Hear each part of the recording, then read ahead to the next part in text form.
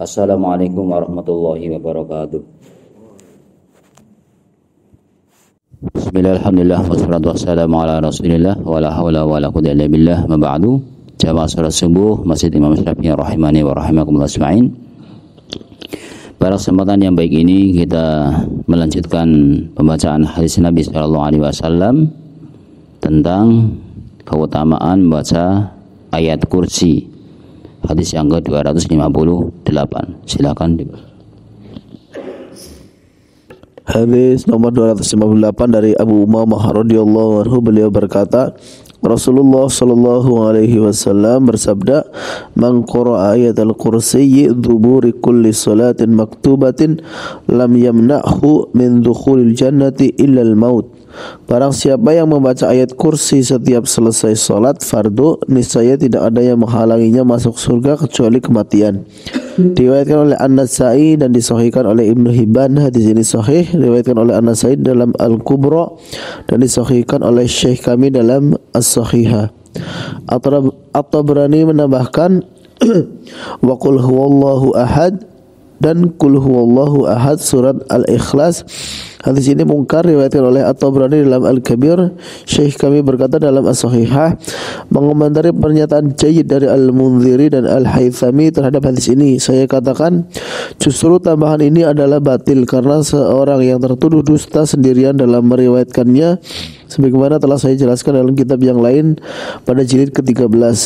Dan hal itu samar pada saudara kami Syekh Muqbil Al-Yamani dalam komentar beliau terhadap tafsir Ibnu Katsir.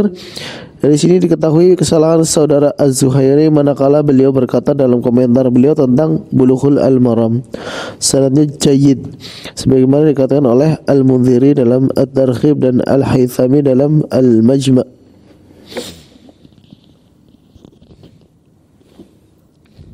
Hadis berikutnya yang ke-258 tentang keutamaan seseorang yang membaca ayat kursi, yang berarti surat Al-Baqarah ayat yang ke-255. Ini dia itu akan dimasukkan ke surga Allah Subhanahu wa taala. Kata Nabi sallallahu alaihi wasallam, "Man qara'a ayatal kursi dubura kulli sholatin."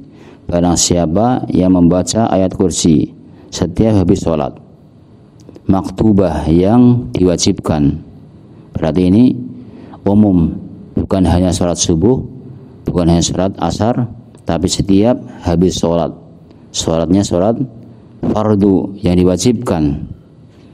Ini membaca surat ayat kursi, membaca ayat kursi, lam yamna'hu min dukhulil jannah, tidak akan dicegah untuk masuk ke surga, berarti akan dimasukkan ke surga Allah Subhanahu wa taala.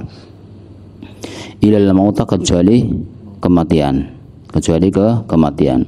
Yang artinya di sini keutamaan baca surat Al-Baqarah ayat 255 atau ayat kursi. Adapun tambahan tadi dari At-Tabrani yang menambahkan wa qul huwallahu ahad, baca qul huwallahu ahad, ini hadisnya mungkar sebagaimana tadi yang dijelaskan, dibacakan oleh Mas Sarwono.